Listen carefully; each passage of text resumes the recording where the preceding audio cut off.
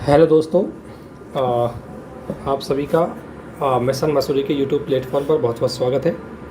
और जैसा कि अभी कुछ टाइम बाद एग्ज़ाम है यूपीएससी प्रीलिम्स की या पीसीएस अदर की, तो इसमें जो सबसे इम्पोर्टेंट पार्ट होता है किसी भी चीज़ को समझने के लिए, या कोई बिगनर भी है तैयारी करना चाहता भी है, तो उसके लिए सबसे महत्वपूर्ण जिस चीज़ पर फोकस होता है वो है प्रीवियस ईयर के क्वेश्चन पेपर का समझना, उसका विश्लेषण करना।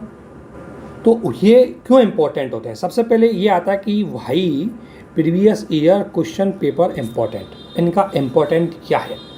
तो यदि इसके महत्व को देखें तो सबसे पहले है कि आपकी समझ बताते हैं, क्या आपकी अंडरस्टैंडिंग है।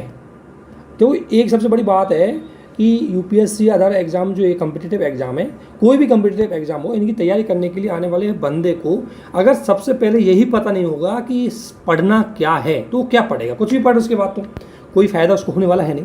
तो उसके लिए सबसे महत्वपूर्ण है कि प्रीवियस ईयर के क्वेश्चन आपके लिए बहुत ही ज़्यादा महत्वपूर्ण होते हैं। इससे आपकी समझ पता होगी, आपको ट्रेंड पता लगेगा कि आखिरकार पूछना क्या है, किस तरीके से पूछते हैं। इसके अलावा आप क्वेश्चनों को किस तरीके से समझ पाते हैं, इसी तरीके से फिर आप क्या करेंगे, अपनी प्रिपरेशन करेंगे। तो ये एक सबसे बड़ी बात है। इसलिए प्रीवियस ईयर के क्वेश्चन है, उनको आपको समझने के लिए बहुत ज़्यादा महत्वपूर्ण है और कई बार इनसे बहुत सारी इन्फॉर्मेशन आपको मिल जाती है। और इसके साथ साथ आपकी बेसिक अंडरस्टैंडिंग है उसको उतना बढ़ा देंगे कि आपको किसी भी प्रकार के एग्ज़ाम को किसी भी एग्ज़ाम को सॉल्व करने में कोई दिक्कत नहीं आएगी, किसी भी एग्ज़ाम के पेपर को।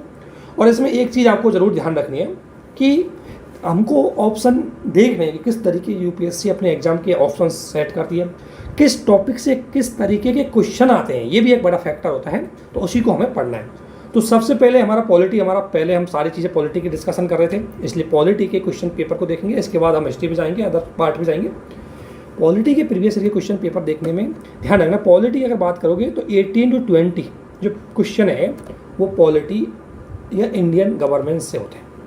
इंडियन गवर्नेंस एंड जो कॉन्स्टिट्यूशन है वो आपको पास करवाने के लिए किसी भी एग्जाम में सबसे महत्वपूर्ण पार्ट होता है। तो 80 to 20, क्योंकि आपको पता है अगर आपने 50 क्वेश्चन करेक्ट कर दिए तो आप 100% श्योर हो कि आप प्री क्वालिफाई कर जाओगे, ठीक है ना।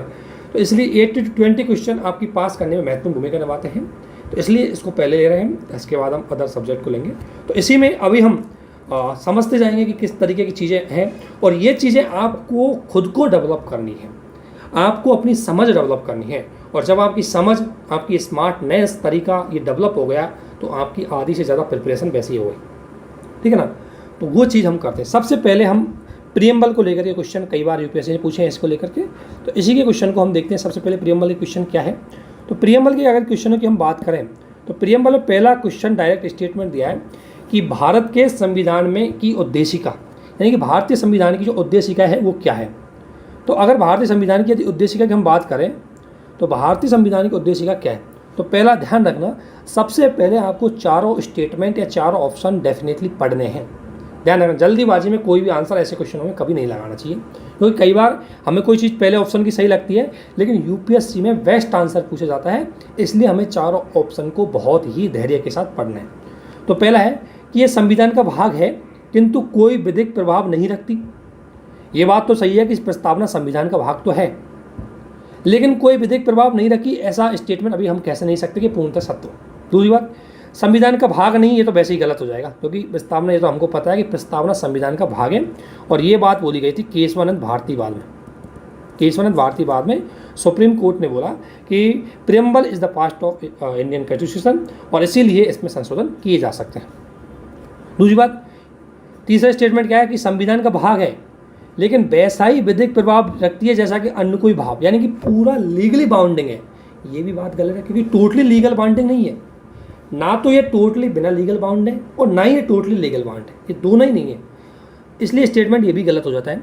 हम स्टेटमेंट्स नेक्स्ट में जाते हैं कि ये संविधान का भाग है, बिल्कुल सही बात है, किंतु इसके अन्य भागों से स्वतंत्र हो करके खुद का अपना कोई अस्तित्व नहीं है, ये बात सही है। सुप्रीम कोर्ट ने विभिन्न जजमेंटों में ये स्पष्ट रूप से बोला है कि प्रीएम्बल है वो संविधान का भाग तो है परंतु अकेले इसका कोई अस्तित्व नहीं है, ये संविधान के किसी अन्य पार्ट के साथ जुड़ करके इसका महत्व है। अकेले इंडिपेंडेंट होकर के इसका कोई काम नहीं है। यानी कि अगर प्रस्तावना में लिखा हुआ है सोशल जस्टिस, तो सोशल जस्टिस क्या है, वो प्रीएम्बल का पार्ट नहीं बल्कि डीपीएसवी के साथ जोड़ करके उसका इंपॉर्टेंट है। तो इसलिए ऑप्शन डी इज करेक्ट, ठीक है ना। अकेला नहीं है, अकेला स्वतंत्र होकर के कोई विधिक प्रभाव नहीं है, ठीक है ना। ये बात ध्यान रखना, विधिक प्रभाव है लेकिन अकेला नहीं है, ये चीज़ आपको ध्यान में रखें। तो यही इसकी थोड़ा सा इसका ध्यान रखना, ये आपको जरूर देखना है कि 1973 के सुप्रीम कोर्ट का जजमेंट था और बोला कि प्रस्तावना सामान्यतः कोई विधिक प्रभाव तो नहीं रख सकती, लेकिन इसकी अन्य प्रभावों को व्याख्या करने के लिए, ध्यान रखना, अन्य प्रभावों को व्याख्या करने के लिए इसकी सहायता ली सकती है। इसलिए ऑप्शन का ए गलत हो जाता है इसका, क्योंकि ऑप्शन ए गलत क्यों होता है, ध्यान रखना, ऑप्शन ए इसलिए गलत होता है, जो स्टेटमेंट ए है वो इसलिए गलत होता है क्योंकि उसने स्पष्ट रूप से बोल दिया कोई विधिक प्रभाव नहीं है। ये बात गलत है, क्योंकि कोई विधिक प्रभाव नहीं है तो बात तो ठीक है, लेकिन ये आधा आंसर है। पूरा आंसर यह है कि किसी अन्य के साथ जोड़ करके इसका इफेक्ट है, स्वतंत्र रूप से रह करके इसका कोई प्रभाव नहीं है। इसलिए स्टेटमेंट डी या आंसर डी इसमें करेक्ट होगा। इसके बाद हम नेक्स्ट क्वेश्चन पे जाते हैं, प्रियम्बल से जुड़ा हुआ है। नेक्स्ट क्वेश्चन क्या कहता है, निम्नलिखित उद्देश्यों में, ये तो ध्यान रखना। अब आपको क्या समझना है, प्रस्तावना में सबसे पहले है कि प्रस्तावना में कौन कौन सी टर्मोलॉजी का प्रयोग किया गया है वो आपको जरूर याद होना चाहिए। जैसे स्वतंत्रता है तो कितने प्रकार की स्वतंत्रता है, शायद 5 प्रकार की स्वतंत्रता है, ध्यान रखना। न्याय है तो कितने प्रकार का न्याय है, तो 3 प्रकार का न्याय, ये भी ध्यान रखना है ना। और इसके अलावा स्वतंत्रता है, न्याय है, और फिर समानता है, समता है तो कौन कौन सी समता है वो भी आपको ध्यान रखनी है। तो अवसर और प्रतिष्ठा की जो अवसर की समानता है वो ध्यान रखना है। तो इसलिए एक बार प्रियम्बल को जरूर पढ़ लेना, एक बार प्रियम्बल को जरूर पढ़ लेना, उसका स्टेटमेंट यूपीएससी पूछ लेती है। जैसे कि 2017 में एक क्वेश्चन पूछा था कि निम्नलिखित उद्देश्यों में से कौन सा एक भारतीय संविधान की उद्देशिका में सन्निविष्ट नहीं। देखो एक तो ध्यान रखना, एक चीज़ जरूर ध्यान रखना, ये जो नहीं शब्द है इस पर पहले फोकस करना है। और दूसरी बात, कोई हिंदी का टर्म यदि आपके समझ में नहीं आए तो इंग्लिश का इसका ज़रूर देखना। इंग्लिश का जो अगर हम ट्रांसलेशन है या इंग्लिश का क्वेश्चन है उसको ज़रूर देखना, ताकि आप उस क्वेश्चन के बेस्ट आंसर पे पहुंच पाओ। कई बार क्या होता है कि चीज़ें बड़ी डाउटेबल होती है हिंदी में, वो उच्चारण या कोई टर्म इतना ज़्यादा, सन्निविष्ट शब्द है, इसको समझ पाना बड़ा कॉम्प्लिकेट है। सन्निविष्ट का मतलब समाविष्ट नहीं है ना, यानी इंक्लूड नहीं है, ठीक है ना। तो इसलिए अब ध्यान रखना है कि कौन सी भारतीय संविधान की उद्देशिका नहीं है। तो देखो, स्वतंत्रता के अंतर्गत विचार और अभिव्यक्ति स्वतंत्रता है, विचार की स्वतंत्रता है, अभिव्यक्ति स्वतंत्रता है, विश्वास की है, उपासना की है, ये सारी स्वतंत्रता दी गई है। लेकिन स्वतंत्रता के अंतर्गत आर्थिक स्वतंत्रता नहीं, क्योंकि आर्थिक स्वतंत्रता की बजाय आर्थिक न्याय है। क्या है? Economic justice. जस्टिस 3 प्रकार के हैं, इकोनॉमिक, पॉलिटिकल और सोशल। और स्वतंत्रता है वो 5 प्रकार की है, जिसमें विचार, अभिव्यक्ति, विश्वास और उपासना और एक स्वतंत्रता और है, इनको जरूर देखना। 5 धर्म और धर्म, ये 5 प्रकार की स्वतंत्रता है। तो टर्म जरूर देखना, ये नोट्स में हमने आपको बेसिक पढ़ा भी दिया है, वहाँ भी आपको मिल जाएंगे, लेकिन इनको अच्छे से समझना है। तो इसलिए इसका आंसर क्या हो गया? बी, आर्थिक नहीं है। तो आंसर क्या हो गया? B, B is correct answer, ठीक है। इसके अलावा नेक्स्ट क्वेश्चन में जाना है कि भारत के संविधान निर्माताओं का मत निम्नलिखित में से किस में प्रतिबिंबित है। यानी कि भारतीय संविधान निर्माता क्या भारत को देखना चाहते थे, क्या उनका आइडिया था, वो किस में रिफ्लेक्ट होता है। तो वो आपको पता है किस में रिफ्लेक्ट होता है? भारतीय संविधान की प्रियम्बल में, क्योंकि स्पष्ट रूप से लिखा है कि हम भारत के लोग भारत को ऐसा ऐसा ऐसा बनाना चाहते हैं। तो वो क्या है? एक आइडिया था उनका। तो ये बात किस में? प्रियम्बल में, ठीक है ना। फंडामेंटल राइट क्या है? ये तो आपको पता है कि नागरिकों के अधिकारों की बात करते हैं। डीपीएसपी क्या है? ये राज्य को वेलफेयर बनाते हैं। और मूल कर्तव्य क्या है? ये नागरिकों की अपने देश के प्रति ड्यूटी है। तो ये तीनों चीज़ किस में निहित है? ये तीनों उद्देशिका में ही निहित है। दैट्स वाई कि उद्देशिका है वो भारतीय संविधान निर्माताओं का, उनकी रिफ्लेक्शन है, उनके विचारों का, उनके आइडियाओं का। इसलिए आंसर ए इसमें करेक्ट होगा। तो आंसर क्या होगा इसमें? ए, ठीक है ना। कोई ज़्यादा कॉम्प्लिकेट शब्द नहीं है, बहुत आसान है, बस आपको थोड़ा सा धैर्य के साथ आंसर दे रहे हैं, ठीक है ना। इसके बाद अगर हम बात करें तो इसके बाद मूल अधिकारों से क्वेश्चनों को देखते हैं। प्रियम्बल से अब तक 3 से 4 क्वेश्चन पूछे गए हैं, लेकिन ध्यान रखना क्वेश्चन और भी पूछे जा सकते हैं। कोई टर्म बदल के पूछे जा सकते हैं, कोई टर्म की डेफिनेशन बदल के पूछी जा सकती है। तो इसलिए प्रियम्बल की ये चीज़ें थोड़ी बेसिक सी ये आपको पता होनी चाहिए, तो इन पे आपको ज़रूर ध्यान होना चाहिए। इसके बाद यदि बात करें फंडामेंटल राइट है, तो इनसे सवाल बहुत ही बेसिक सवाल आए, बहुत ही डायरेक्ट सवाल पूछे, कोई ज़्यादा गहराई में सवाल नहीं गया, ये ध्यान रखना। तो देखो अभी कितना मतलब हम कह सकते हैं कि ऊपर से सवाल पूछा है वो देखते हैं। तो निम्नलिखित में से एक तो ध्यान रखना, क्वेश्चन को बहुत धैर्य से सही से पढ़ना है। निम्नलिखित में से मूल अधिकारों के किस संवर्ग वो, यानी कि मूल अधिकारों से कौन सा संवर्ग, क्योंकि आपको पता है मूल अधिकारों के एक संवर्ग में जैसे एक स्वतंत्रता हो गया, एक समानता का हो गया, एक शोषण का हो गया, एक धर्म का हो गया, इसके अंतर्गत कई अधिकार आते हैं, इसलिए इनको पूरा वर्ग बोला जाता है, ठीक है ना। तो किस संवर्ग में अस्पृश्यता के रूप में किए गए विभेद को विभेद के विरुद्ध यानी कि अस्पृश्यता को विरोध किया गया है। तो ये आपको पता है अस्पृश्यता विरोध किस में, आर्टिकल 17 में, और आर्टिकल 17 किस में आता है, समता का अधिकार में। किस में आता है, समता के अधिकार में। दैट्स वाई आंसर क्या होगा, डी। ठीक है ना, तो समता का अधिकार। तो आर्टिकल, अब देखो डायरेक्ट आपसे पूछा है, कोई ऐसा नहीं बहुत ज़्यादा डीपली पूछा है, समता का अधिकार, क्योंकि आर्टिकल 17 है वो है अस्पृश्यता निषेध, और आर्टिकल 17 समता के अधिकार का पार्ट है, क्योंकि समता का अधिकार 14 से लेकर के 18 तक है। ठीक है ना, ये चीज़ आपको ध्यान में रखना है।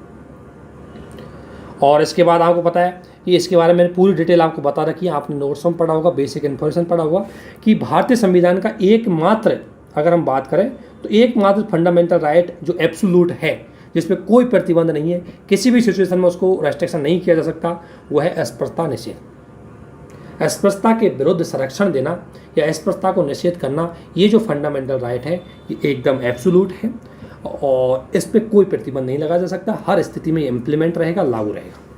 ठीक है ना। इसके बाद नेक्स्ट क्वेश्चन पे जाते हैं। तो मेरा कहने का मतलब कि डायरेक्ट क्वेश्चन आपसे पूछे जाते हैं। तो एक चीज़ और कि मूल अधिकारों के अतिरिक्त यानी कि मूल अधिकारों के एक्स्ट्रा भारत के संविधान में निम्न से कौन सा भाग मानव अधिकारों की सार्वजनिक घोषणा पत्र 1948 के सिद्धांतों और प्रावधानों को, यानी कि जो universal declaration of human rights है, इसमें बहुत ध्यान रखना है, इसमें मानव अधिकारों की अथार व्याख्या की गई है। तो मानव अधिकार है, दुनिया के सारे अधिकार इसमें शामिल हैं। इसलिए ये पूछा गया है कि देखो ठीक है, फंडामेंटल राइट में तो अधिकार ही है, उसके अतिरिक्त भारतीय संविधान में कहाँ कहाँ पर अधिकार देते हैं, उनको देखना है। तो ये क्वेश्चन बड़ा थोड़ा सा कई बार गलत करते हैं, क्योंकि हम मानते हैं कि कर्तव्य में तो अधिकार होगा ही नहीं। ठीक है ना, तो इसलिए हम पहले क्या करूँगा, मैंने भी इसमें क्या किया, पहले डायरेक्ट 3 को गलत किया जब ये क्वेश्चन आया था एग्जाम में। जबकि ध्यान रखना, आप मूल कर्तव्यों में जब 11वां मूल कर्तव्य देखोगे, 11वां फंडामेंटल ड्यूटी देखोगे, तो उसमें क्या है कि राइट टू एजुकेशन जुड़ा हुआ है कि 6 से 14 वर्ष तक के बच्चों को एजुकेशन। तो बच्चों के हो सकता है कि वो पेरेंट्स के लिए तो ड्यूटी हो, उसमें बोला गया कि पेरेंट्स के लिए तो ड्यूटी है वो, कि पेरेंट्स की जिम्मेदारी होगी कि वो 6 से 14 वर्ष तक के बच्चों को शिक्षा दिलाएं। तो ये बात सही है कि वो पेरेंट्स के लिए तो ड्यूटी हो सकती है, परंतु उस बच्चे के लिए तो राइट टू एजुकेशन है, और इसलिए मूल कर्तव्यों में भी अधिकार है। ठीक है, कौन सा, शिक्षा का अधिकार। दूसरी बात, उद्देशिका में तो आपको पता है सारी चीज़ें नहीं चाहिए, अधिकार भी है, स्वतंत्रता भी है, न्याय भी है। और ध्यान रखना, ये सार्वजनिक घोषणा पत्र है ना, इसमें केवल अधिकार नहीं बल्कि इसमें सामाजिक न्याय भी है ना। तो सामाजिक न्याय आ गया तो उद्देशिका आ गई। ठीक है, और सामाजिक न्याय आ गया तो राज्य के नीति निर्देशक तत्व भी आ गए।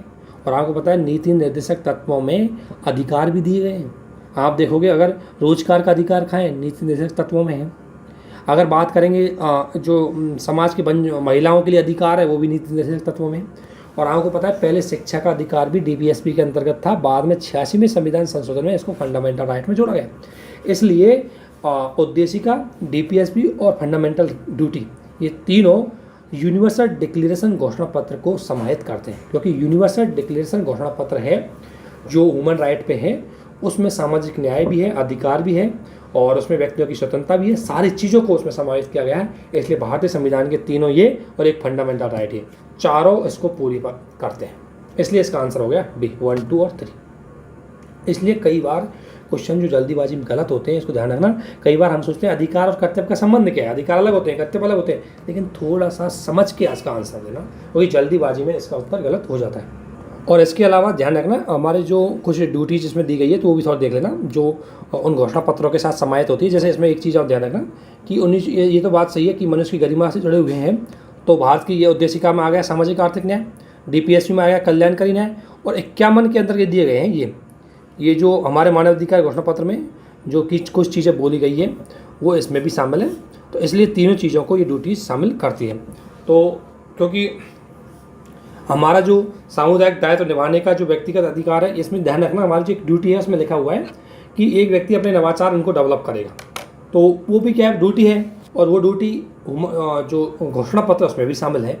तो इसलिए ये तीनों चीज़ें हैं, इसको पूरा करते हैं। और एक राइट टू एजुकेशन वाला भी है, तो बच्चों के लिए जो पेरेंट्स का राइट है वो भी इसमें शामिल है।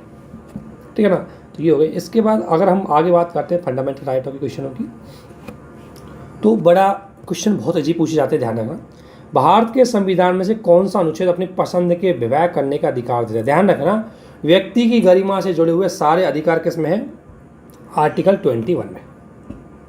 ठीक है ना, तो चूंकि विवाह करना व्यक्ति की गरिमा से जुड़ा हुआ है उसकी पसंद से, और सुप्रीम कोर्ट ने हदियाबाद आया था, हदिया केस आया था, इसमें सुप्रीम कोर्ट ने स्पष्ट रूप से बोला कि हर व्यक्ति को अपनी पसंद का पति चुनने का अधिकार है, या मतलब पसंद का साथी चुनने का अधिकार है, ठीक है ना। तो इसलिए इसका आंसर हो जाएगा बी। मतलब देखो कितने ऊपर से क्वेश्चन पूछे गए, मतलब आप ये मत सोचना कि बहुत ज़्यादा डीपली आ रहे हैं, बिल्कुल इजी क्वेश्चन आते हैं बिल्कुल। तो ऐसे क्वेश्चनों को यदि आप गलत करके आते हो तो ये बहुत नेगेटिव इम्पैक्ट आप पे डालता है। इसके अलावा निजता के अधिकार को जीवन एवं व्यक्तिगत स्वतंत्रता के अधिकार के अंतर्गत संरक्षित किया गया है।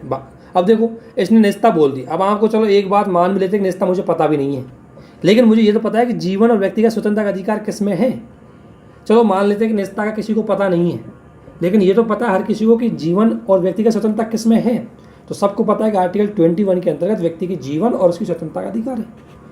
तो ये चीज़ हर आपको पता है, तो इसलिए आंसर सी होगा इसमें। और ये आपको पता है कि इसी सी के अंतर्गत निजता के अधिकार को भी जोड़ा गया था। तो ये अब इसमें क्या है कि कॉमन सेंस क्या लगाना है कि मान लें कि अगर किसी को निजता पता नहीं है तो इस जीवन के अधिकार से वो पता लगा सकता है कि किस पार्ट में होगा, तो आंसर सी होगा इसका, ठीक है ना। और ये थोड़ा डिसीजन है, ये थोड़ी सी यहाँ से पढ़ लेना। सुप्रीम कोर्ट ने वो 28वें बाद में बोला कि व्यक्तिगत जो जीवन है, व्यक्ति की निजता है, वो उसके आर्टिकल 21 से जुड़ी हुई है, और व्यक्ति गरिमा के लिए 121 जरूरी है, ठीक है ना। इसके अलावा आपको पता है कि 14 के अंतर्गत तो आपको पता है समता का अधिकार है, 17 में स्पष्टता का अधिकार है। तो निजता का अधिकार किसमें, आर्टिकल 3 और भाग 3, और भाग 3 की जो स्वतंत्रता दी गई है जो मौलिक अधिकारों के रूप में, तो उसमें ये शामिल है। क्योंकि भाग 3 की स्वतंत्रता कौन सा है, तो भाग 3 की स्वतंत्रता 1922 है ना, तो 1922 में 21 बीच में आ रहा है ना, तो इसलिए ये भी ध्यान रखना थोड़ा सा। इसके बाद आते हैं अगले क्वेश्चन पे हम, तो उसको थोड़ा धैर्य के साथ उस क्वेश्चन को पढ़ना है।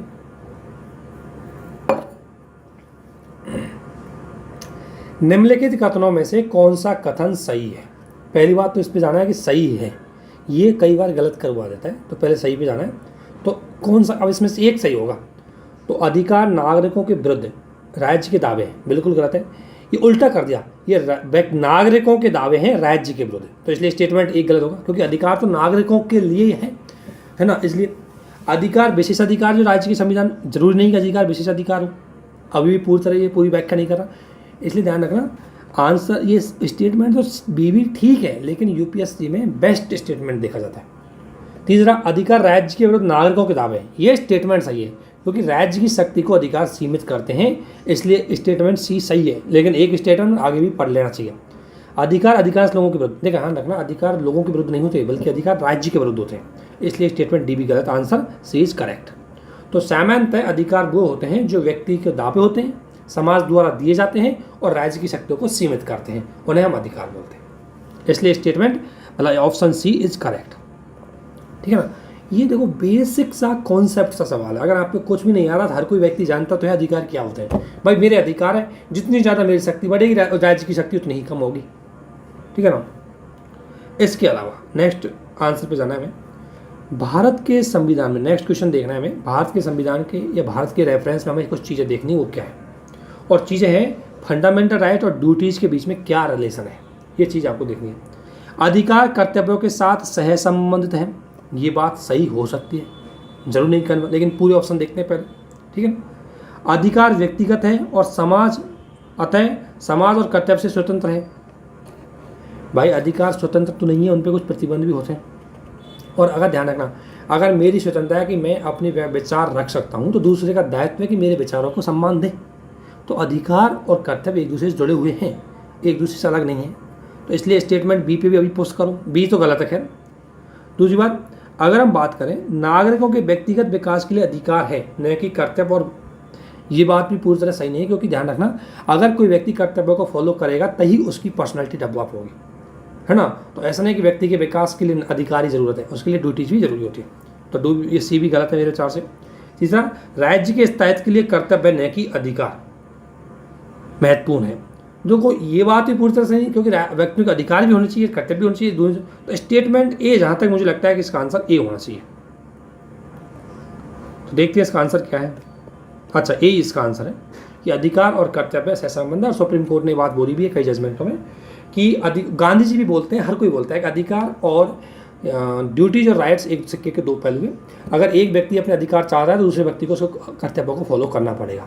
और सही है, अगर एक व्यक्ति का अधिकार है कि वो अपनी विचारों की स्वतंत्रता है, बोल सकता है, तो मेरा कर्तव्य है कि उसके विचारों को सुनूं मैं या सम्मान तो करूं। तो वही एक व्यक्ति का अधिकार दूसरे का कर्तव्य हो सकता है, इसलिए आंसर इज करेक्ट। ठीक है ना। नेक्स्ट क्वेश्चन क्या है, भारत के संविधान में, यानी कि भारतीय संविधान की बात है, शोषण के विरुद्ध अधिकार। ध्यान रखना, मैं ये चीज़ यहाँ बताना चाह रहा हूँ किस तरीके से क्वेश्चन आते हैं। डायरेक्ट आपसे क्वेश्चन ऊपर से पूछे जाते हैं, ज़्यादा गहराई में जाने कोई वो नहीं है, आपको थोड़ा सा बेसिक इन्फॉर्मेशन पता होनी चाहिए बस। तो शोषण के विरुद्ध, राइट टू प्रोटेक्ट, जो अधिकार है, शोषण के विरुद्ध अधिकार है, उसको देखना है हमें। राइट टू अगेंस्ट एक्सप्लॉयटेशन, ठीक है ना। तो इसमें कौन कौन सी चीज़ें शामिल की गई हैं, तो देखो, अस्पृश्यता का उन्मूलन, ये तो समता में आता है, ध्यान रखना, ये तो हमने अभी पढ़ा है, तो इसलिए ये स्टेटमेंट गलत हो गया।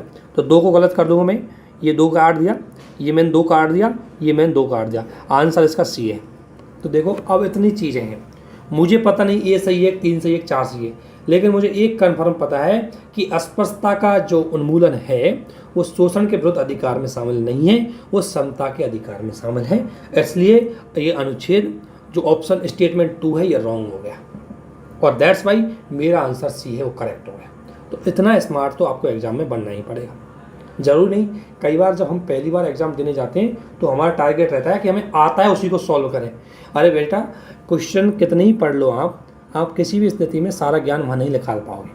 आपको स्मार्टनेस तो दिखानी पड़ेगी, इसी स्मार्टनेस दिखाने के लिए आपको ये चीज़ें प्रैक्टिस तो करनी पड़ेगी। तो इसलिए आंसर इसका सी है। सॉल्यूशन आप देख लेना इसका, ठीक है ना। आंसर इसका सी होगा, 100% सी है। इसके अलावा आता है हम, क्योंकि अल्पसंख्यकों के लिए अधिकार ही अलग उसमें चले जाते हैं, आपको पता है, इसलिए 3 भी गलत हो जाता है इसमें, वो तो आपको बाद में पता चल ही जाएगा, वो तो आपने देखा हुआ है। अब 2017, अब ड्यूटी से संबंधित क्वेश्चन देखते हैं। फंडामेंटल से ध्यान रखना, हमेशा एक क्वेश्चन जरूर आएगा, और क्वेश्चन आता है डायरेक्ट ऊपर से आएगा, बहुत ही सिंपल आएगा, ज़्यादा डीपली नहीं आएगा। बेसिक इन्फॉर्मेशन आपको पता होना चाहिए कि अधिकार कौन कौन से हैं और किस अधिकार में क्या क्या चीज़ शामिल है, तो आप उसके आंसर को अच्छी तरीके से कर पाओगे। नेक्स्ट है फंडामेंटल ड्यूटी। अगर इसकी बात करें तो इनकी बेसिक इन्फॉर्मेशन तो आपको पता ही है कि इसको 42वें संविधान संशोधन में जोड़ा गया था, और स्वर्ण सिंह समिति की सिफारिश के बाद इनको जोड़ा गया था। और ये केवल लीगली रूप से पूरी तरह बाइंडिंग नहीं है, लेकिन ये है कि ये मुख्य रूप से इसको बाइंडिंग बनाया जा सकता है, ये बात स्पष्ट रूप से ध्यान रखना आपको। और भारत में पहले 10 थी, वर्तमान में 11 हैं। 86वें संविधान संशोधन में 11वें नंबर की ड्यूटी जोड़ी गई थी, जिसका मुख्य उद्देश्य था कि 6 से 14 वर्ष तक के बच्चों को शिक्षा दी जानी चाहिए। तो ये बेसिक इन्फॉर्मेशन मैंने ड्यूटीज़ की बता दी है, बाकी आपको पता ही होगी। एक बार ध्यान रखना, 11 ड्यूटी एक बार ज़रूर पढ़ लेना, उनसे भी कई बार स्टेटमेंट पूछ सकते हैं कि कौन सी ड्यूटी है कौन सी नहीं है, एक बार 11 ड्यूटियों से ज़रूर जाना। तो अब स्टेटमेंट जाते हैं कि भारतीय नागरिकों के मूल कर्तव्य के बारे में कौन सा स्टेटमेंट सही है, सही पूछा है इसने, है ना, और हम उसके आधार पर आंसर देना है। इन कर्तव्यों को परिवर्तित करने के लिए एक विधायी प्रक्रिया दी गई है। देखो, एक बात ध्यान रखना, भारतीय संविधान में इनको इन्फोर्सेबल नहीं बनाया गया है, और ना ही कोई ऐसी प्रक्रिया बताई गई है जो इनको विधायी तरीके से, इनको कोई विधायी तरीके, कोई लीगली कोई ऐसी तरीका नहीं बताया गया है जिसके माध्यम से इसको बाध्यकारी बना सके। लेकिन यह है कि सुप्रीम कोर्ट ने जजमेंट में बोला है कि संसद कानून बना करके इनको किसी भी जो है उसको थोड़ा बाध्यकारी बना सकती है। जैसे 1971 में 2000 भारत का झंडा एक्ट बनाया गया था, और उसके अंतर्गत भारत की जो फ्लैग है उसको फॉलो, उसका सम्मान करना सभी के लिए बाध्यकारी हो गया था। और वैसे भी आपको पता है कि ध्वज का सम्मान करना हमारी ड्यूटी भी है। तो कर्तव्यों को परिवर्तित करने के लिए कोई विधायी प्रक्रिया शामिल नहीं, ये बात सही है, स्टेटमेंट गलत हो गया, ठीक है ना। दूसरी बात, ये विधिक कर्तव्यों के साथ परस्पर संबंधित है, ये भी गलत है, क्योंकि ये बाइंडिंग नहीं है। तो कैसे विधिक रूप से, क्योंकि जैसे किसी का विधिक कर्तव्य वो हो जाता है, किसी का विधिक कर्तव्य हो जाता है, इसलिए उसके रूप में भी बाइंडिंग नहीं है। तो that's why statement 2 is wrong, तो आंसर डी होगा। तो ये ध्यान रखना, ये लीगल रूप से ना तो बाइंडिंग है और ना ही कोई ऐसा प्रोविजन स्पष्ट रूप से दिया गया है कि किस तरीके से इनको बाइंडिंग किया सकता है। लेकिन हाँ, संसद कोई कानून बनाएगी तो ये बाइंडिंग, किसी को बाइंडिंग मतलब बाध्यकारी कर सकती है, लेकिन लीगली बाइंडिंग नहीं है अभी तक ये। नेक्स्ट क्वेश्चन में जाते हैं। भारत की प्रभुता, एकता, अखंडता की रक्षा करें और उसे अक्षुण्ण रखें। ध्यान रखना, ये 2 टर्म है, ये तीनों टर्म प्रस्तावना में शामिल तो है, लेकिन ड्यूटीज़ के रूप में इनको कर्तव्यों में शामिल किया गया है। ठीक है ना। तो ये उपबंध किस में है, तो संविधान की उद्देशिका में। ध्यान रखना, कई बार इसलिए गलत हो जाता है, संविधान की उद्देशिका में इस तरीके से नहीं लिखे गए हैं, अलग तरीके से लिखा गया है इनको। उसमें लिखा गया है कि भारत को संप्रभु लोकतांत्रिक बनाने के लिए और उसकी एकता अखंडता बनाए रखने के लिए, तो वहाँ अलग स्टेटमेंट अलग है। लेकिन भारत की एकता अखंडता संप्रभुता की रक्षा करना ये ड्यूटी है, इसलिए ये उद्देशिका में शामिल नहीं, बल्कि किस में शामिल है, ये आपके कर्तव्यों में शामिल है। और that's why answer D is correct. पहला जो गैर नंबर का आपका ड्यूटी है, तीसरे नंबर की ड्यूटी है, उसमें स्पष्ट रूप से लिखी है कि भारत की एकता अखंडता की रक्षा करना और उसको अक्षुण्ण बनाए रखने का प्रावधान है। ठीक है ना। तो इसलिए किसमें है, ये भारत के कर्तव्यों में है।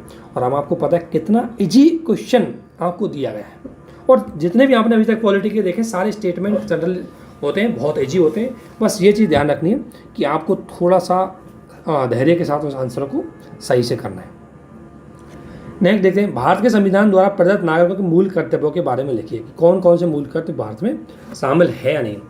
तो अगर हम देखें तो पहला है कि मिश्रित संस्कृति की विरासत की रक्षा करना। इसलिए मैं बोल रहा हूँ एक बार 11 जो मूल कर्तव्य उनको ज़रूर पढ़ लेना, क्योंकि वो 11 कई बार हमें गलत करवा देते हैं।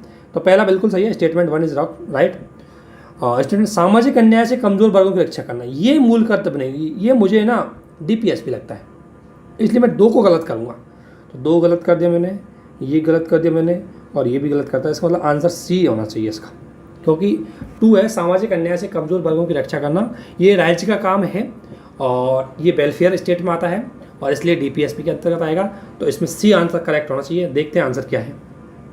हाँ, C सही है, तो C सही है। इस तरीके से आपको देखो, आप मान लें कि आपको कुछ भी याद नहीं है, कुछ भी नहीं, लेकिन इतना कॉमन सेंस तो आपको पता है कि सामाजिक न्याय है वो DPSP के अंतर्गत आता है, और इसलिए आंसर इसमें 2 स्टेटमेंट रॉन्ग हो जाएगा और इसलिए करेक्ट आंसर C हो जाएगा। एक चीज़ आपने ध्यान देखी होगी, UPSC चाहता तो इस 2 को इसमें किसी और में भी शामिल कर सकता था, या किसी एक में से 2 हटा भी सकता था कथन, लेकिन UPSC की एक खास बात यह है कि वो किसी स्टूडेंट की फैक्चुअल इन्फॉर्मेशन को ही नहीं चाहता, वो उसकी स्मार्टनेस को भी देखता है कि उसके पास वो चीज़ पता नहीं है, वो कैसे उस चीज़ में विद इन टाइम वो मैनेज करके उसको सही जगह पहुंच सकता है। तो इसलिए स्मार्टनेस, और इसीलिए आप देखोगे तो UPSC के ऑप्शन इसी तरीके से सेलेक्ट होते हैं कि बच्चा स्मार्टनेस के माध्यम से भी आंसर सेट कर जाए। उसको ज़रूरी नहीं कि उसकी नॉलेज हो, उसका ज्ञान हो, उसको कई बार अपने स्मार्टनेस के तरीके से उसके आंसर पे पहुँचे। इसलिए तो ये चीज़ आपको ध्यान में रखनी है और इसी तरीके से आपको आंसर देना सीखना चाहिए। हो सकता है जब आप टेस्ट सीरीज दे रहे हो तो उसमें ये चीज़ें लागू नहीं हो, क्योंकि उन पे सही ऑप्शन सेट भी नहीं होते, लेकिन ध्यान रखना UPSC के पेपर में आपको ऐसी चीज़ें मिलेंगी, तो घबराना नहीं है। और इसलिए एक बार 11 कर्तव्यों को आप ज़रूर देख लेना, ठीक है ना। ये 11 कर्तव्य इसमें दिए हुए हैं, इनको एक बार ज़रूर देख लेना। ये 11 ड्यूटीज़ हैं, ये बहुत इंपॉर्टेंट है, एक बार इनको ज़रूर देख लेना। इसके बाद नेक्स्ट क्वेश्चन पे आते हैं हम कि भारत के संविधान के अंतर्गत निम्नलिखित में से कौन सा मूल कर्तव्य नहीं है। अब देखो ये पढ़ी है ऊपर की आपने, ठीक है ना, तो इनमें से आपका इस नेक्स्ट का आंसर दे ही दोगे। तो देखो पहली बात, लोक चुनाव में मतदान करना। तो ऑब्वियसली चुनाव में मतदान करना, आपको पता है यदि हमारे चुनाव की वोटिंग 50% हो रही है, 60% हो रही है, तो ड्यूटी तो नहीं होगी। अगर होती तो लगभग लोगों को उसको फॉलो करना पड़ता है एक तरह का। तो इसलिए स्टेटमेंट 1 इज रॉन्ग डायरेक्ट, लेकिन उसने वही पूछा है कि कौन सी नहीं है, तो पहले ही नहीं है, इसलिए स्टेटमेंट A मतलब ऑप्शन A करेक्ट आंसर होगा। ध्यान रखना। हालांकि एक बात ध्यान रखना कि इसके बारे में बोला गया था, स्वर्ण सिंह समिति ने सिफारिश तो दी थी कि चुनाव को वोटिंग करना आपके लिए कंपलसरी किया जाना चाहिए, लेकिन इसको जोड़ा नहीं था, ठीक है ना। तो ये इसमें आंसर सही है। अब DPSP से लेकर के क्वेश्चन बहुत सारे पूछे जाते हैं और बहुत ही DPSP के बारे में बेसिक बता देता हूँ। पहली बात, ये भारतीय भाग संविधान के भाग 4 में है, अनुच्छेद ये 36 से 51 तक है। बेसिक इन्फॉर्मेशन यहीं से सवाल मिलेंगे आपको। देखो दूसरी बात, इनका मुख्य उद्देश्य वेलफेयर स्टेट की स्थापना करना है, इसका मुख्य उद्देश्य सोशल जस्टिस और इकोनॉमिक जस्टिस को करना है। और तीसरी बात, ये इनकी अगर बात करें तो राज्य को जन कल्याणकारी बनाते हैं, बात तो सही है। इसके अलावा मूल कर्तव्य है, ये आयरलैंड से लिए गए हैं, आयरलैंड के संविधान से इफेक्टिव है, ठीक है। और इसमें 2 बार इनमें संशोधन, 2-3 बार, 3 बार इनमें संशोधन, 2-3 बार इसमें संशोधन भी हुए हैं, है ना, 42 में संशोधन भी हुआ है, कुछ तो 42 में संविधान संशोधन के द्वारा जोड़े गए, कुछ 44 में संविधान संशोधन के द्वारा जोड़े गए, और कुछ 97 में संविधान संशोधन। सहकारी समितियों से जुड़ा हुआ प्रोविजन है वो 97 में जोड़ा गया है, ठीक है ना। और 42 में 44 में संविधान संशोधन में क्या क्या जोड़ा गया है ये आपको एक बार याद रखना है, इनसे क्वेश्चन भी आपसे पूछ सकते हैं। तो आप DPSP के क्वेश्चन सारे यहीं से घूमेंगे, ठीक है ना। तो देखते हैं अब भारतीय संविधान का कौन सा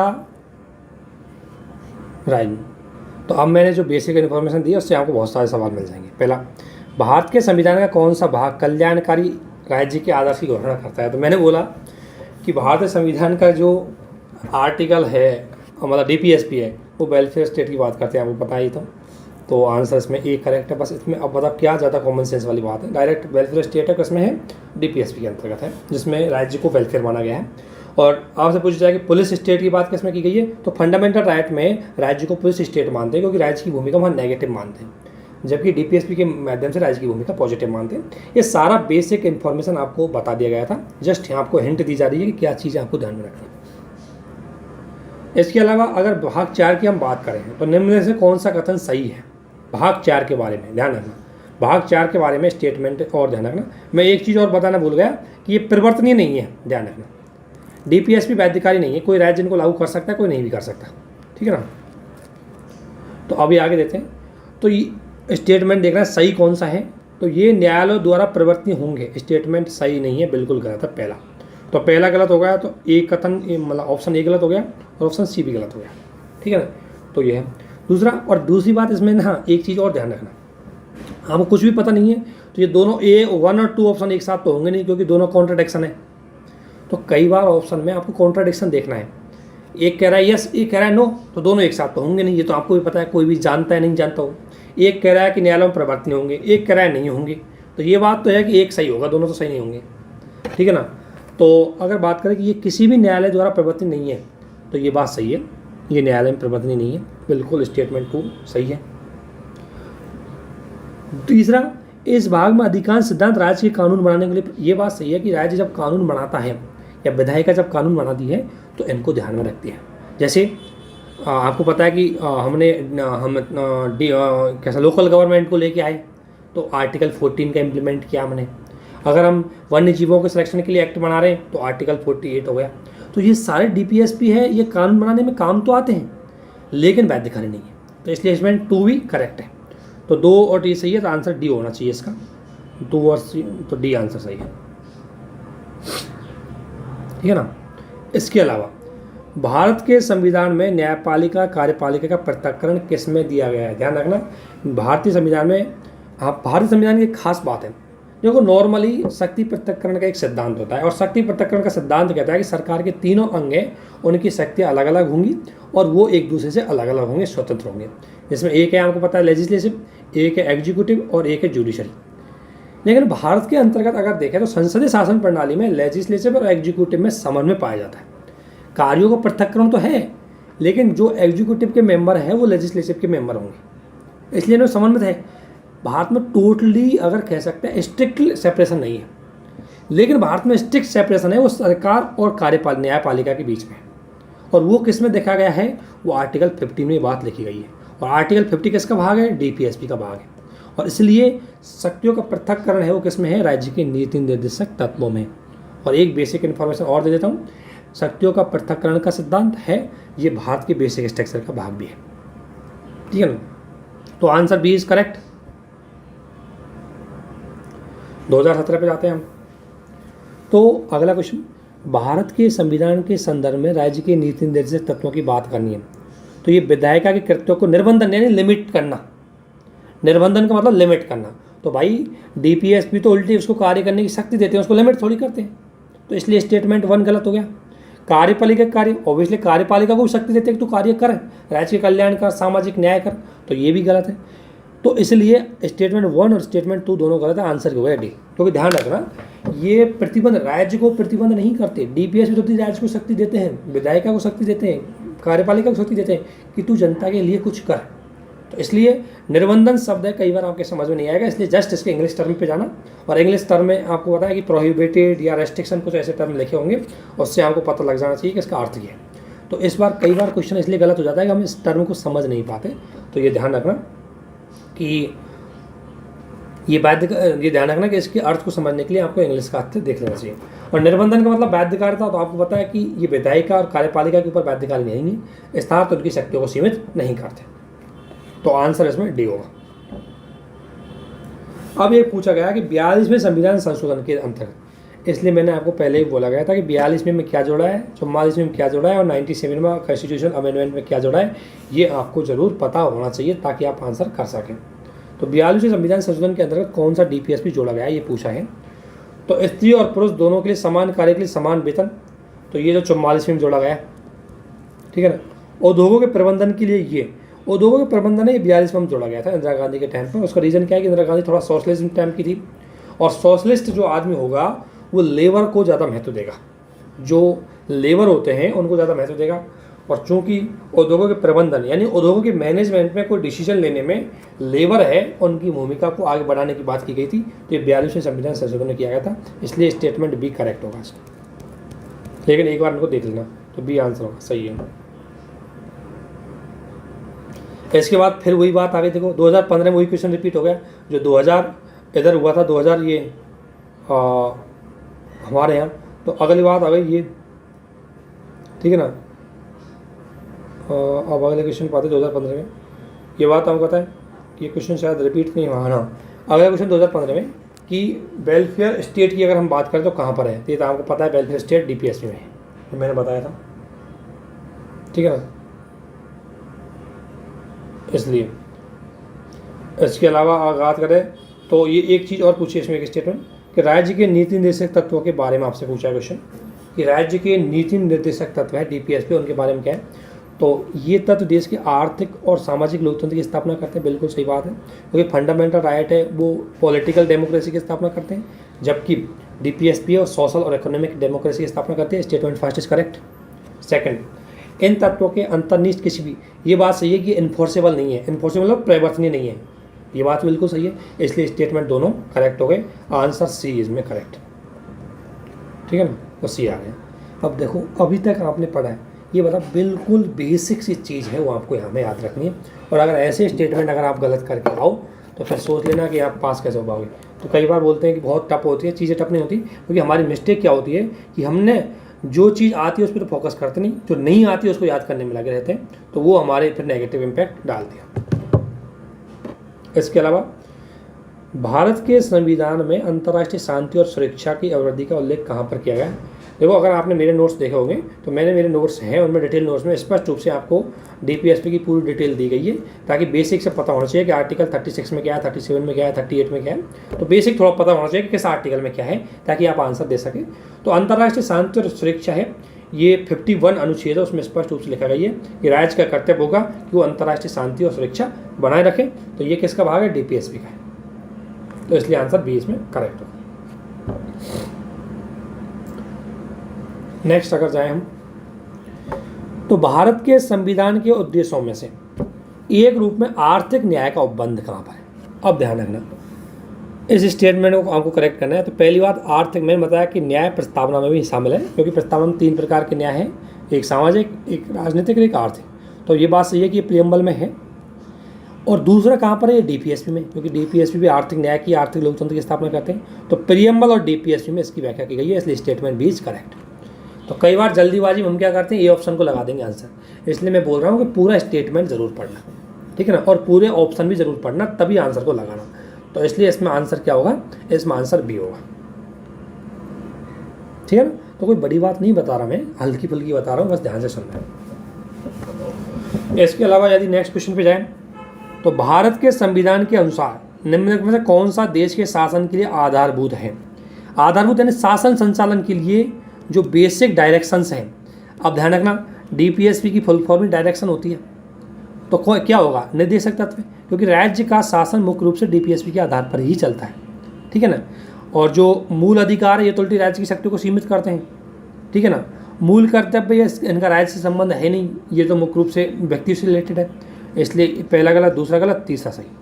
तो स्टेटमेंट सी इज करेक्ट। ध्यान रखना, अगर आप पढ़ोगे तो मैंने एक आपको लिखा है डीपीएसपी के बारे में, इंस्ट्रूमेंट, इसके बारे में एक स्टेटमेंट लिखा हुआ है, इंस्ट्रूमेंट ऑफ इंस्ट्रक्शन, यानी कि निर्देशन के तंत्र। निर्देशन किसके लिए? शासन के लिए निर्देशन देते हैं। तो शासन की बात किस में हो गई? डीपीएसपी में। और ये आर्टिकल, ये बात बोली गई थी 1935 के एक्ट में। ये चीज़ भी आपको ध्यान में रखना है बेसिक। नेक्स्ट क्वेश्चन पे जाते हैं। ध्यान रखना, डीपीएसपी से बहुत सारे क्वेश्चन हर साल पूछे गए, इसलिए इसको ध्यान रखना। भारत के संविधान में प्रतिष्ठित राज्य के नीति निर्देशक तत्वों के अंतर्गत में जो प्रावधान है उनके बारे में देखिए। और इसमें पूछा गया कि गांधी, ध्यान रखना हमारे नीति निर्देशक तत्व सारी विचारधाराओं को समाहित किए गए हैं, और जो गांधी जी की विचारधारा है वो कौन सी है इसमें उसको पूछा गया है। तो गांधी जी के बारे में सब जानता है कि गांधी जी एक तो पंचायतों को बहुत महत्व देते थे, गांधी जी उद्योगों को बहुत महत्व देते थे, लोगों को, ठीक है ना, ये गांधी का है। तो ये दो चीज़ तो बेसिक आपको पता रखना चाहिए गांधी जी की। और इसी के आधार पर वही स्टेटमेंट पर पहुँचते हैं। पहला, भारतीय नागरिकों के लिए सिविल नागरिक संहिता, यानी कि सबके लिए एक जैसा कानून हो। गांधी जी तो ऐसा नहीं बोलेंगे। गांधी जी क्या हर वर्ग की, समाज की, संस्कृति की है, उसकी स्थिति को बनाए रखने का पूरा समर्थक करते थे। तो पहला स्टेटमेंट गांधीवादी तो नहीं होगा, इसलिए पहला स्टेटमेंट गलत कर देते हैं हम। अब देखो यूपीएससी ने पहला गलत करते हैं, आपका आंसर पे पहुंच जाओगे। तो इसलिए अगर आंसर है इसमें 2 और 3, तो 2 और 3 ऑप्शन बी हो गए। तो भाई ऐसे आंसर में आपको ज़्यादा ज्ञान नहीं बांटना है, आपको डायरेक्ट आंसर देखेगा, बस आपको उसको सॉल्व करना है। तो स्टेटमेंट बी इज करेक्ट, मतलब ऑप्शन बी इज करेक्ट। एक बार देख लेना गांधीवादी कौन कौन से हैं, इनको एक बार देख लेना।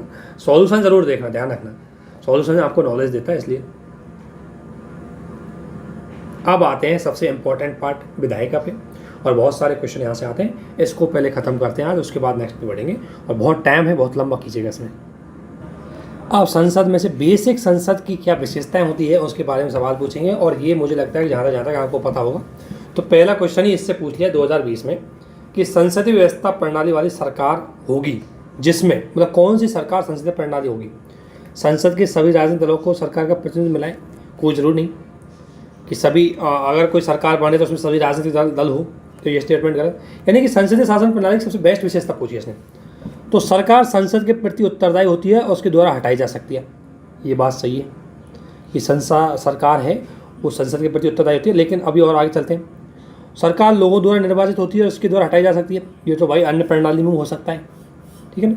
और सरकार संसद द्वारा चुनी होती है और किंतु निर्धारित समावधि पूर्ण होने से पूर्व हटाई नहीं जा सकती, तो ये बात भी सही नहीं है। तो संसद शासन प्रणाली की सबसे महत्वपूर्ण प्रणाली है अकाउंटेबिलिटी और रेस्पॉन्सिबिलिटी। ये तो हर किसी को पता है, जब भी संसद आता है उसमें अकाउंटेबिलिटी और रेस्पॉन्सिबिलिटी, और चूंकि संसदीय व्यवस्था है वो अकाउंटेबिलिटी और रेस्पॉन्सिबिलिटी पर फोकस होती है, जबकि प्रेसिडेंशियल फॉर्म ऑफ गवर्नमेंट है वो स्थायित्व पर डिपेंड होती है, वहाँ स्थायित्व ज़्यादा होता है, वो सेपरेशन की बात करती है। इसलिए स्टेटमेंट बी इज करेक्ट, तो ऑप्शन बी इसमें करेक्ट होगा, तो आंसर बी होगा। अब अगले क्वेश्चन पे, ये क्वेश्चन 2020 से पूछा था।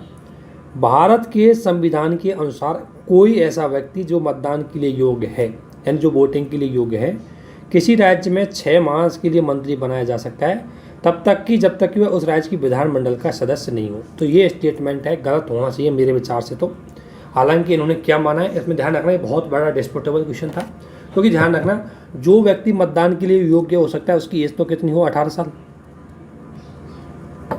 मतदान के लिए योग्य तो 18 साल होती है, और मंत्री बनने के लिए, सदस्य बनने के लिए 25 साल चाहिए, ठीक है ना। तो इस आधार पर पहला स्टेटमेंट गलत होना चाहिए, लेकिन कई जगह इसको सही भी माना है, ठीक है ना, क्योंकि ये बात सही है कि कोई व्यक्ति बिना संसद के सदस्य बने 6 माह तक, विधानमंडल का सदस्य बने 6 माह तक मंत्री बन सकता है। लेकिन चूंकि यहाँ बात मतदान के लिए योग्य है, तो इससे थोड़ा सा इसमें डाउट जा रहे हैं, तो देखते हैं स्टेटमेंट ये क्या सही मानती है। लेकिन मेरे विचार से स्टेटमेंट 1 गलत होना चाहिए। दूसरा, क्योंकि मतदान की एज तो 25 हो सकती है, लेकिन देखते हैं आगे इसमें क्या होता है।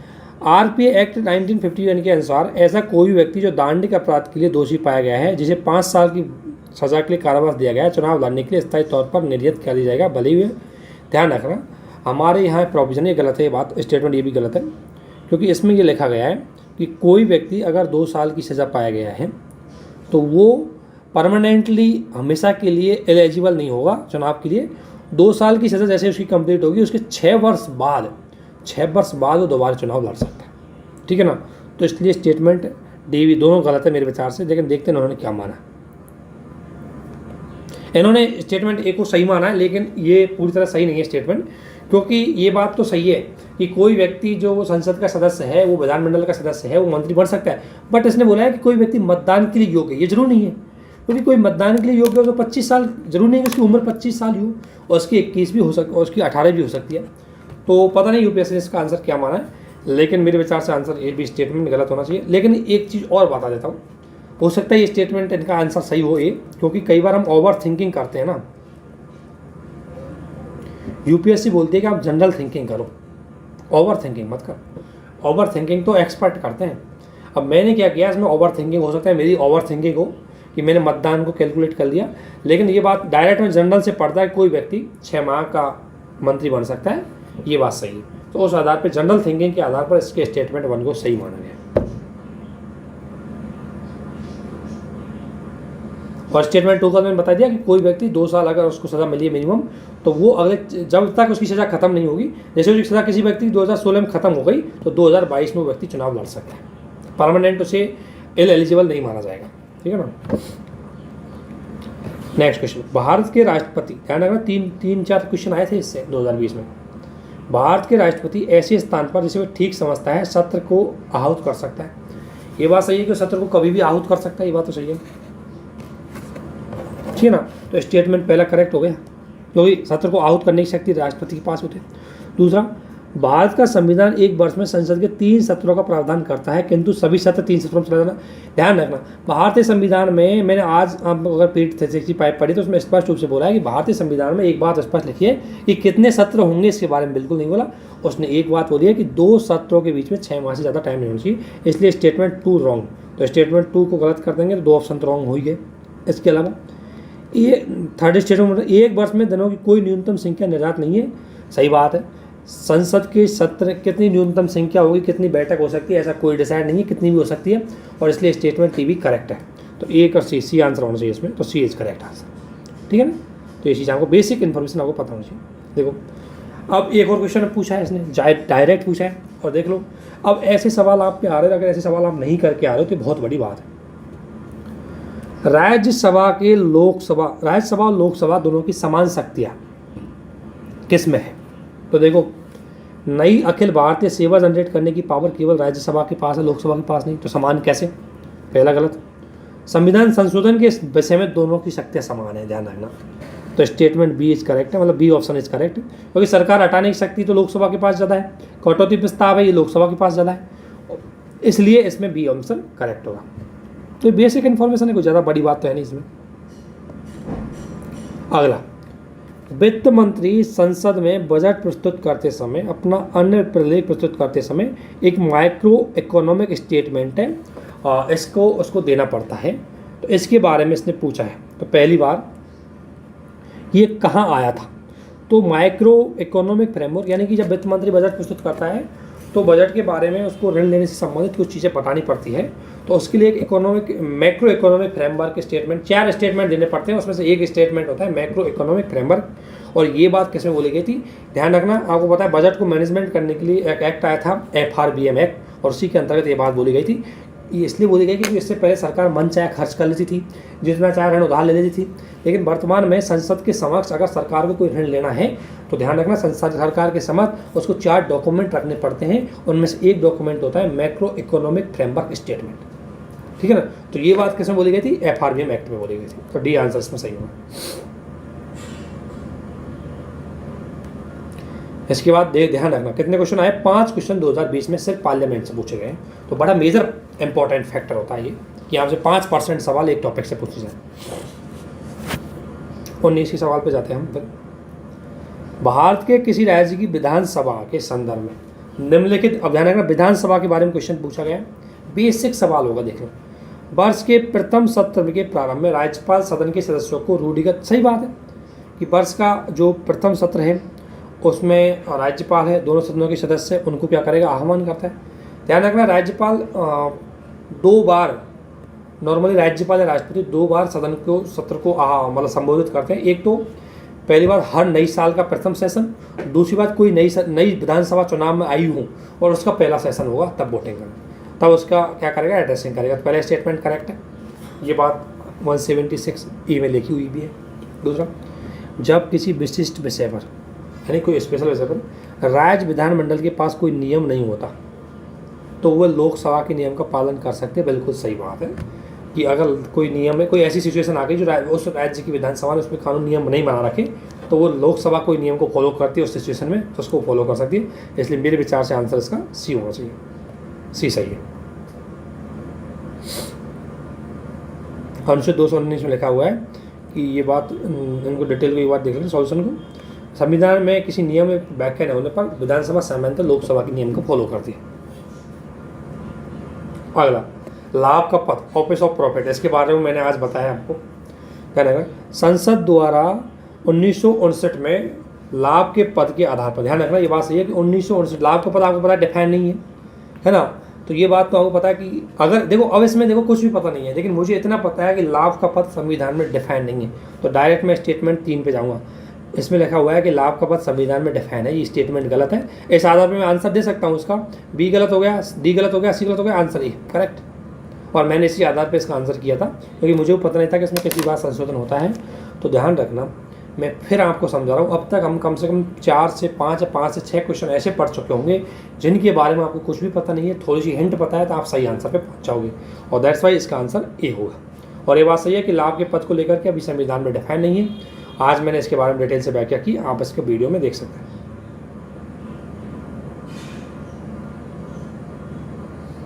2018 में क्वेश्चन आया था धन विधेयक के बारे में। धन विधेयक के बारे में डिटेल परिभाषा ये पूछा गया कि धन विधेयक के संबंध में निम्न में से कौन सा स्टेटमेंट सही नहीं है। तो सही नहीं है वो देखना है। तो धन विधेयक के बारे में कौन सा स्टेटमेंट सही नहीं है वो देखना है आपको। पहला, किसी बिल को धन विधेयक तब माना जाएगा जब उसे केवल किसी कर के अधिरोपण, मापी परिवर्तन और विनियोग से संबंधित प्रावधान है। ये एक बात गलत है क्योंकि किसी कर का अधिरोपण, उन्मूलन और मापी यही सम्मिलित हो तो सॉरी ये स्टेटमेंट तो सही है क्योंकि लिखा हुआ है कि अगर आपने धन विधेयक की परिभाषा पढ़ी होगी तो उसमें समझे देखा होगा कि अगर कोई कर लगाना है, घटाना है, कुछ करना है तो धन विधेयक की चलनी में आएगा। तो स्टेटमेंट 1 इज करेक्ट है, मतलब करेक्ट है, उसने नॉन करेक्ट पूछा है। दूसरा, धन विधेयक में भारत की संचित निधि और आकस्मिक निधि से धन लिया जा सकता है, बिल्कुल सही बात है। धन विधेयक भारत की आकस्मिक निधि से धन के विनियोजन, ध्यान रखना, विनियोजन से संबंधित नहीं है क्योंकि धन विधेयक विनियोजन भारत की संचित निधि से करता है। जो विनियोजन होता है धन का वो संचित निधि से करता है, आकस्मिक निधि से नहीं करता, क्योंकि आकस्मिक निधि तो राष्ट्रपति कभी भी धन निकाल सकता है, वो धन विधेयक की श्रेणी में नहीं आएगा। इसलिए इसको सी इसका गलत आंसर है। तो सी, इसने पूछा है गलत कथन कौन सा है, सी गलत कथन है, तो आंसर सी होगा। ये 6 ने पढ़ लेना एक बार कि कौन सा धन विधेयक की श्रेणी में आएगा। तो ध्यान रखना ये 6 है, जिसमें एक तो है किसी कर को लगाना, उत्साह करना, यानी कर को घटाना बढ़ाना, ये है। इनसे संबंधित कोई विषय है तो धन विधेयक में आ जाएगा। भारत में कोई उधार लेना है वो आ जाएगा। संचय निधि, आकस्मिक निधि पर जमा करवाना, ध्यान रखना, जमा करवाना, धन निकालना, लेकिन अभियोजन करना नहीं। संचय आकस्मिक निधि पर अभियोजन नहीं है, वो ध्यान रखना आपको। तो स्टेटमेंट और देख लेना। आप दूसरे नंबर के क्वेश्चन पे देखते हैं।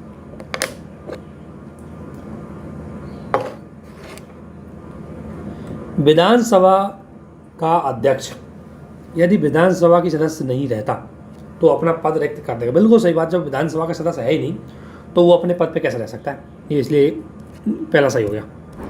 दूसरा, और उसने सही पूछे, ध्यान रखना। दूसरा क्या है कि जब कभी विधानसभा का विघटन किया जाता है तो अध्यक्ष अपने पद को, ये गलत बात है, ध्यान रखना, वो तब तक बना रहता है जब तक कि कोई दूसरा अध्यक्ष उसकी शपथ नहीं लेता है। इसलिए दूसरा गलत हो गया स्टेटमेंट, पहला सही। तो आंसर ये होना चाहिए इसमें, ये करेक्ट।